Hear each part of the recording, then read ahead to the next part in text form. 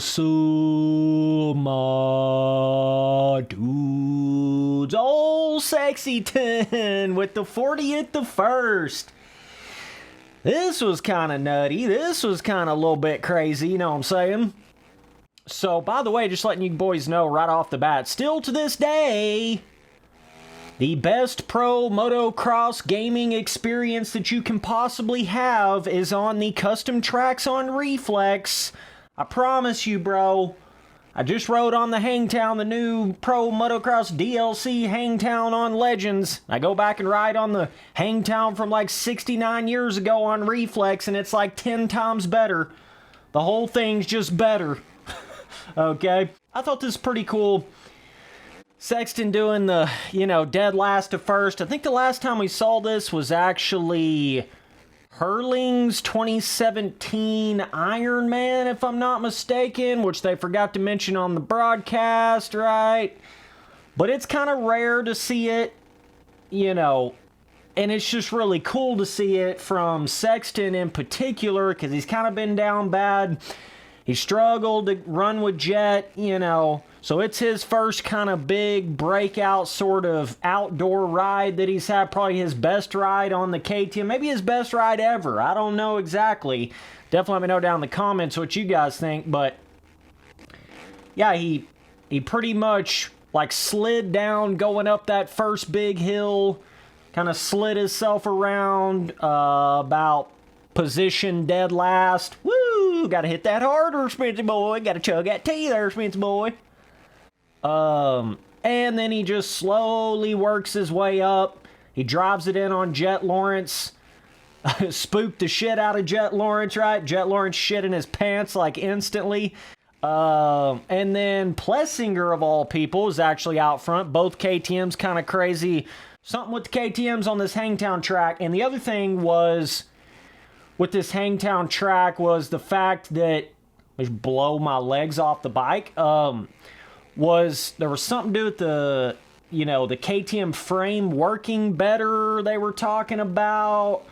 Specifically not being as prepped of a track, a little bit drier. And also Tomac tweeted about that. This seemed to be quite the difference here compared to, the previous years in pro motocross where they would way over prep the tracks and dig them too deep, and then it made it where the track kind of became one line. This right here is where he slid out right on this hill. But yeah, that kind of opened up the passing opportunities, really opened the track up, and also on top of that, it seemed like the KTM's working a little bit better on that particular sort of track condition. So let's get the elephant out of the room here, okay? Listen, I ain't trying to take anything away from Chase Sexton, but some of you guys that are not willing to admit some of these obvious reasons that helped him do this dead last to first sort of amazing historic ride right here, you're idiots. Like, I know you're pumped for Chase. I know you want to see somebody, knock Jett off the block now and all that. I get it. And I get a lot of you Moto fan, you're very short term. You're very hyped up in a short term kind of sense when you think you're a part of some big historic moment. I get it. Okay? Spency boy gets it, okay? But listen, bro. I just truly don't believe that Chase Sexton would have even been able to do this if, I don't know, the one guy he's not been able to beat for an entire year didn't have a gnarly ass crash in the first moto and injure himself, and then he wasn't really the same guy in the second moto. Hello? That's definitely an element to this. It's kind of funny how I see it's like somebody will do something crazy in pro motocross or supercross. You could even say when Jett Lawrence had the perfect season, okay, something kind of crazy historical vibe, right? And it's like everybody forgets that there's like factors as to why they're able to do it that are not necessarily normal circumstances, okay? AKA Jett Lawrence crashing in the first moto, hurting himself. You could see him. He was in pain in that interview. All right. He obviously was not the same Jett Lawrence in that second moto. I mean, Sexton went around him like he wasn't even there, right? So just that alone, that one factor alone, had Jett Lawrence not been injured from the first moto, I don't think Sexton would have done this. He probably could have caught up to second, you know. By all means, hats off to Sexton. Like I say, amazing ride, awesome ride. Cool to see him do it on the new bike.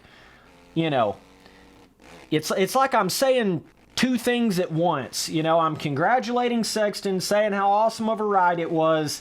Badass, cool, awesome, sort of a motivational thing of like never giving up and the whole 9 yards. It's awesome, right? But also, at the exact same time, in the exact same token, you know, everything had to fall into place for him to do that. 100%. Everything had to fall into place for him to do that. And even at the very end, he barely got around Plessinger. Like the last 2 or 3 corners, granted, Plessinger was fighting for it, and Sexton kind of had to, you know, gas it up even more to get around him. But like the main competition out there, well, first of all, there is no Tomac out there again. There is no Roxon out there. There is no Webb out there. Okay, so we're kind of still in a similar boat to what it was last year. It's kind of all in like, does Jett really have a good race, or does Chase Sexton have a really good race? That's kind of one or the other, and they could both do crazy, amazing things when there's not really a whole lot of other. They're really the only two guys on the elite level out there and outdoors right now, I feel like. So, you know, if one of them gets hurt or whatever, it really opens up that door, you see what I'm saying? Like, Sexton kind of being weird and not being at all the rounds last year really opened up that door for Jett to have that perfect season. And flip side of that is when Jett, you know, gets kind of hurt, he's kind of, you know, just trying to basically get through that second moto.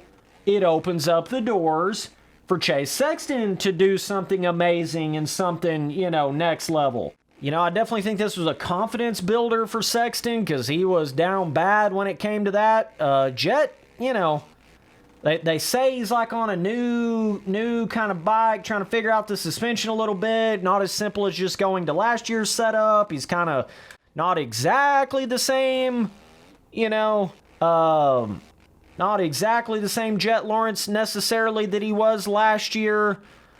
So I don't know what's going to happen in the championship now. I think it'll be fun, especially if Jett's not hurt, like, you know, bad from that. It'll be fun to watch them go back and forth. And I think that's another thing, you know, when you got a guy like Jett just constantly winning and then finally somebody's able to come through and doing it in the fashion that Sexton did. Sometimes you can just have that perfect storm, and that's all I want people to remember.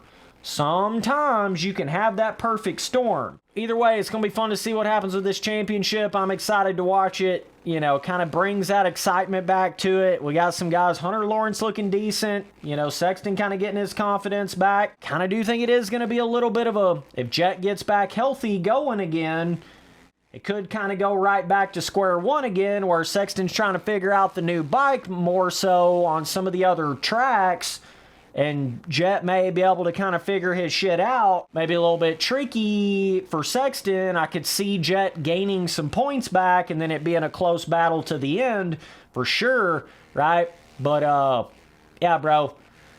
Either way, Sexton did it, though. Either way you want to slice that pie, he made it happen, right? Last 2 corners kind of like a movie type finish to a motocross race right there, you know. Sexton still had to do really good and have a really good ride to make it happen. Even still, awesome to see nonetheless.